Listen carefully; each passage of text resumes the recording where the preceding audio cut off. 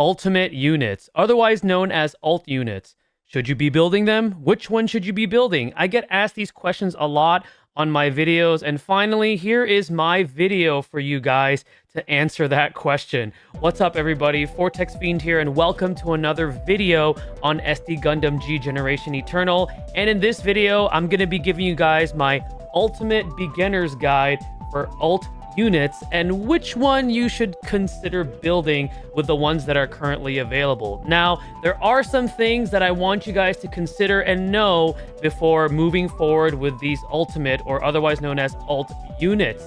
And I want you guys to hopefully not skip this part of the video because this is something you should take into consideration. So, first off, ULT units, things to know and consider. These are rewarded after achieving 100% in a specific development tree, and it's usually the longer tree if there are two in the series. For example, for the Mobile Suit Gundam series, there are two development trees, and the second tree, which is longer than the other one, will reward you the Casval Gundam, which is the ULT unit of that series.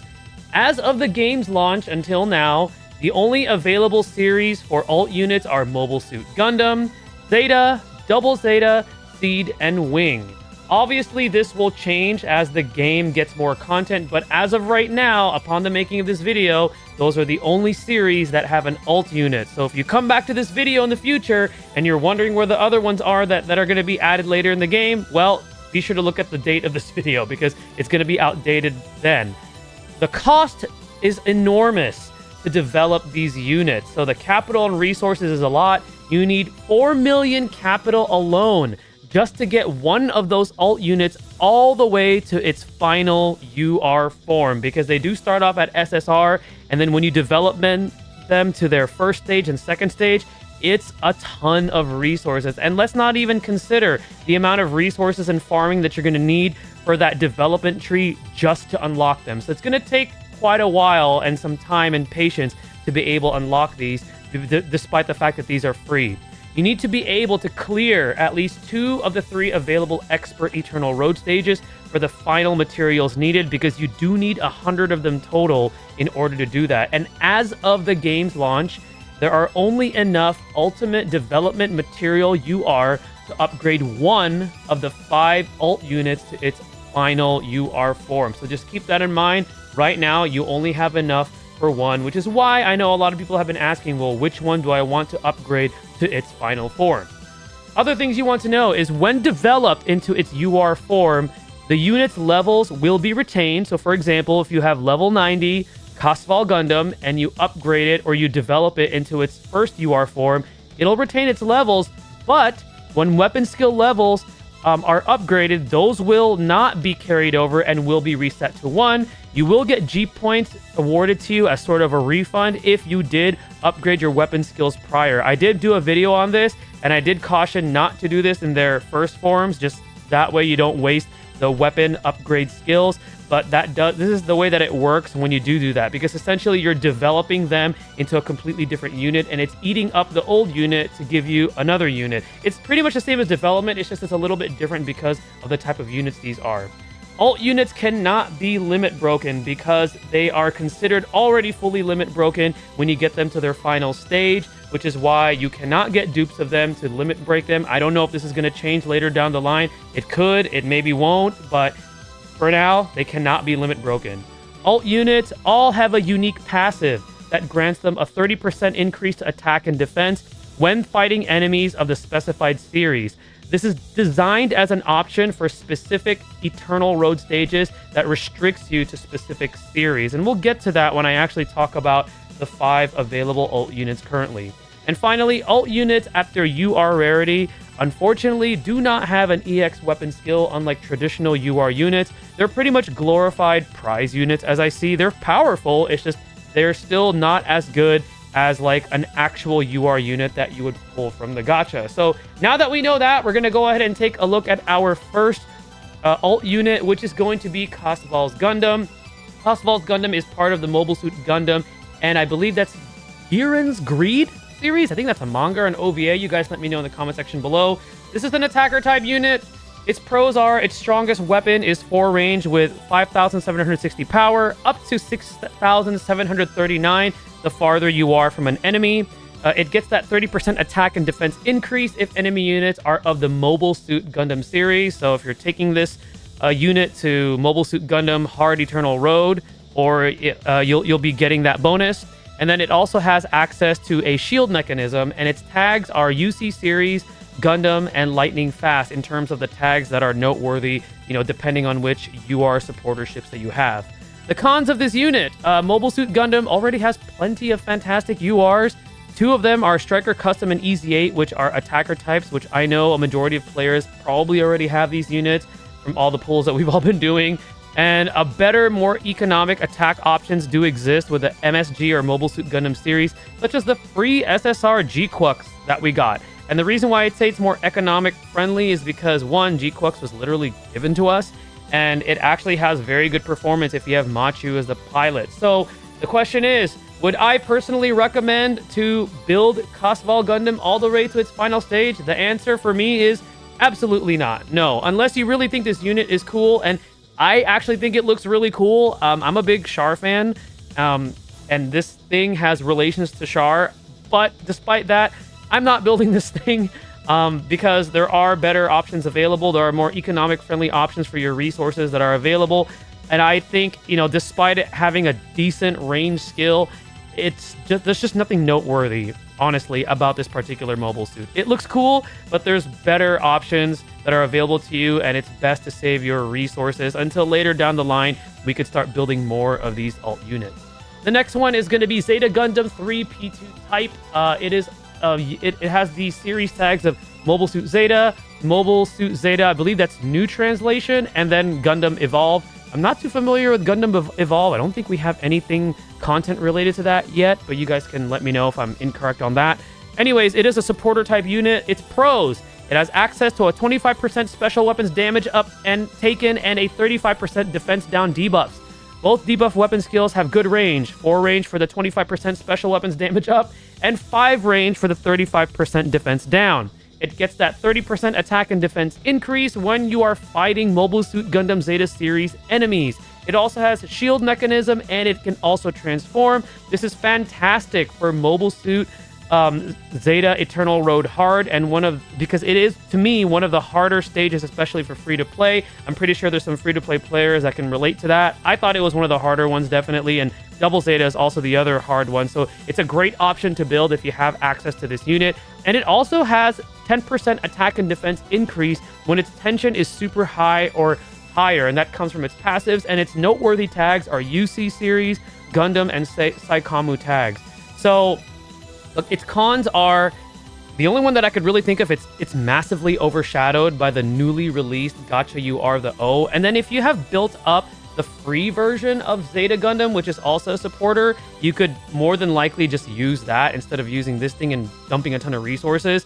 But would I actually build this thing? So I use this for my Mobile Suit Gundam Zeta Eternal Road Hard, and it did fantastic. I like it. I built it because it worked for me, and I actually didn't even use it in any of its UR forms. I just use it as an SSR. Now, would I go further on? I would probably say no at this point, because we did just get the O, the supporter version, which is from the Gacha, and that thing is extremely strong, especially with its pilot. And then there's also the free SSR Zeta Gundam, who's also a supporter, as an option. But I think it's definitely better use of your resources compared to building Casval Gundam. But because of the recent, content and new units that we got and what's already currently available, you might want to steer away from this one. But it is a solid option and definitely better than Casval. Next one is going to be Psycho Gundam Mark III.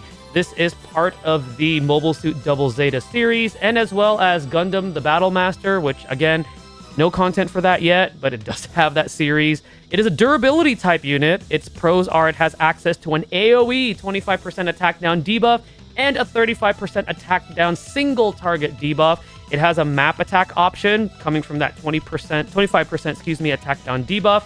It gets that 30% attack and defense increase when fighting Mobile Suit Gundam Double Zeta series enemies, and its tags are UC series, Gundam, and tough as nails.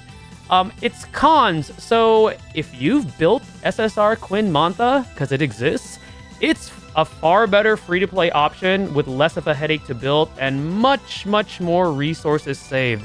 That's the SSR durability tank that I used for my Expert Stage 1 Eternal Road, and that thing did absolutely fantastic. Also, the attack down debuff for this unit, even though it's 35%, it only has a range of 2. And I know this thing is really tanky because I looked at its stats on the GG Eternal, and it's pretty bulky, but I mean, in Eternal Road Expert, things start to hit really hard, even on your durability units. So getting within 2 range can sometimes put you in danger. So if you already have Quinn Mantha and your Quinn Mantha is close to being max limit broken, you probably don't need this thing.